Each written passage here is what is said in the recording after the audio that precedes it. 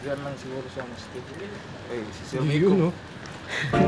Si Elrin Ando, ang ating Cebuanang weightlifter na pinanday na ng pagsubok sa buhay, ay sasabak muli sa Olympic Games, Paris 2024.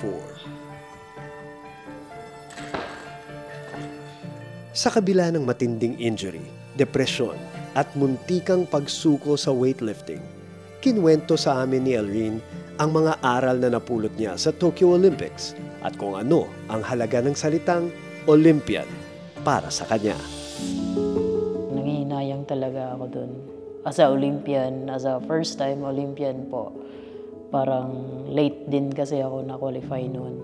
Tapos, hindi ako seryoso na Olympics na pala yun. Tapos, isip bata pa rin doon. Parang wala pang goal na mag-medal talaga.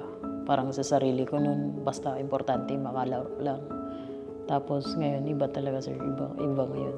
Kasi ang laki ng goal ko na kahit nasa rank 7 ako, ginugol ka pa rin yung pinaka-top talaga. Proud din ako sa sarili ko. Dahil sa dami namin, 22 lang po kami yung napili po. Ibinahagi rin ng isang dating gasoline girl at mangangalakal ng basura kung ano ang nagawa ng sport na weightlifting para sa kanya at sa kanyang pamilya. Ang dami sir, ang dami. Nakapatayo ako ng bahay sa mga kapatid ko. Family first talaga ako sir. Parang gusto ko unahin sila before ako. Tapos after ng Olympics, parang nagpatayo ako ng bahay sa Cebu na para sa kanila lang. Tapos yung goal ko ngayon after Olympics na magkaroon ako ng sarili kong bahay talaga. Yung sa akin na talaga. Si Elrin Ando ay bahagi ng pinakamalaking weightlifting contingent na ipinadala ng Pilipinas sa loob ng 40 taon.